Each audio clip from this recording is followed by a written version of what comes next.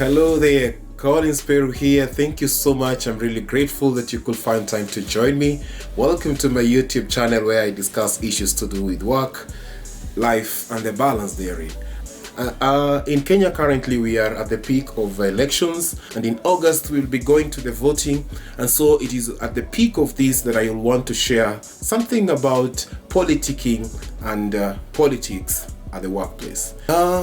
It is said that you cannot legislate what people think, but you can legislate how people behave in specific circumstances. That is very true, because at this particular circumstance or at this particular time, everybody is bound to talk politics. At the workplace, you find that employees are bound to talk politics, and they're bound to talk about politics anytime, especially during breaks. They're bound to talk politics.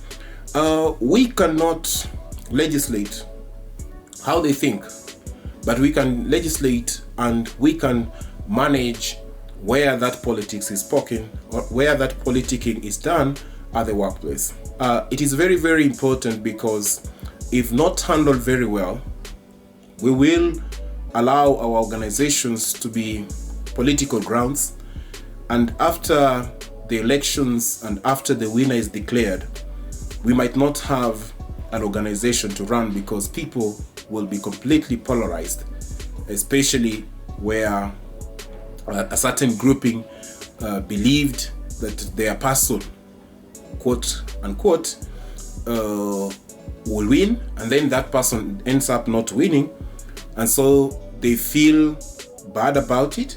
If this person is in senior management, it is very easy for this person to lack objectivity while dealing with this employee who probably had a different political opinion or affiliation, and their person, quote, their person has won the elections. And so as organizations, it is very important that we have policies around no politicking at the workplace. This is just to cushion the organization from getting polarized and exposing employees to circumstances where we find people cannot talk to each other, people cannot work as a team, because you belong to the other team, you belong to a different political affiliation or political party, and I belong to this party.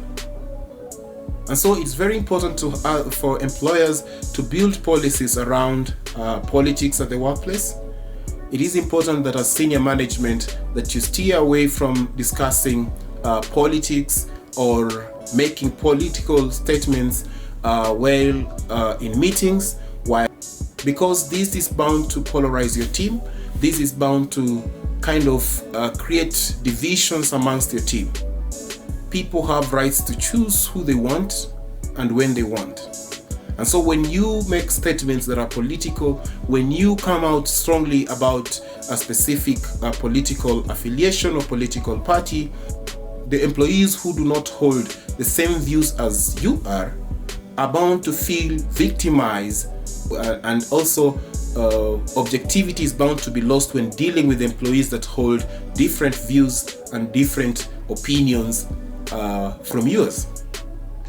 You might be very professional around it, but the employees are bound to feel that I have been treated this way because of the political affiliations or political party that I subscribe to. And so it is very important as leaders to steer away from politics, and as employees also to steer away from politics, because again, it gets into other people's space, and it is also bound to rub some people wrongly, especially who holds different views from yours. Politics is good because it is how we are governed, and it dictates how we are governed and how our future will be. But again, when discussed at the workplace, it's bound to bring a lot of issues. It's bound to polarize the team. It is bound to make the team not speak as one, and it is bound to affect productivity, because when teamwork is affected, people cannot work as a team because of the different affiliations of the different political parties and opinions that they have of different candidates. And when you support them and it's out there that you support this person, some people make it so personal, and they might not be able to look at you differently from the way they look at the candidate or the political party that you support. And that is the problem. That is the big issue. And so as leaders, as organizations, as employees, we need to be very, very cautious on discussing politics if we are not a political party, if we are not in ourselves a political party, and so all the people that you employ are affiliated to that party. If you are an organization that is serious about its future, then politics should not be discussed at the workplace. By and large, after the elections, after everything has cooled off, you still will want to go to this employee and discuss matters without feeling that they hold different views, they hold different opinions about specific issues nationally and politically from yours. So the thing is, let's stay out of politics.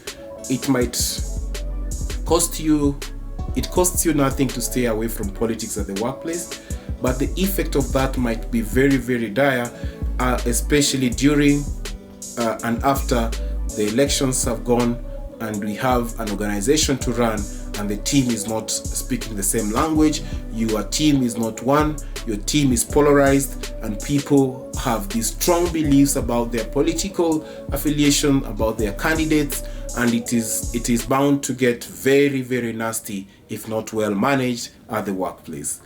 My hope and prayer is that our workplaces will not be political grounds, and that we will remain professional even in this electioneering, politically charged season in our nation. That is information that I thought you should know. My name is Collins Peru, and thank you for listening.